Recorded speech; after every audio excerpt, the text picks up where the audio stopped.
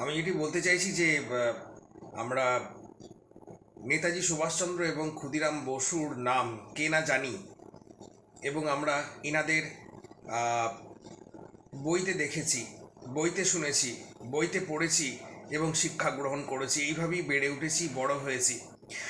তো এই সমস্ত কিছু ঘটেছে স্বাধীনতা লাভের আগে, 1947 সালের 15ই আগস্টের আগে। নেতাজি সুভাষচন্দ্র এবং ক্ষুদিরাম বসুর কথা বলছি, মেদিনীপুরে বাড়ি। তো সুতরাং বইয়ের পাতায় ঠাঁই হয়েছে, স্বাধীনতা সংগ্রামী ছিলেন, এবং জিনাদের জন্য আমরা আজ এখন বর্তমানে রয়েছি স্বাধীন মুক্ত মনে বিচরণ করতে পারছি। অবশ্যই পড়াশোনা করেছি, জানতে পেরেছি বইয়ের মাধ্যমে। আমরা তখন জন্মাইনি, অনেক মানুষই তখন জন্মায়নি।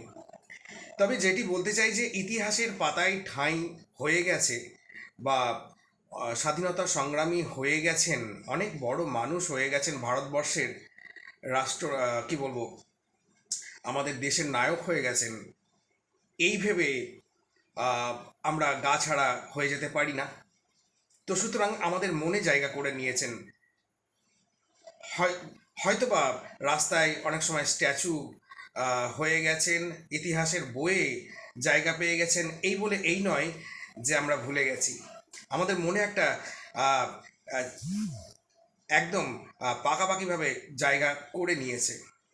যেমন ক্ষুদিরাম বসু বোমা ছুঁড়েছিলেন, এটা তো জানে যারা পড়াশোনা করেছে, লর্ড কর্নওয়ালিসকে।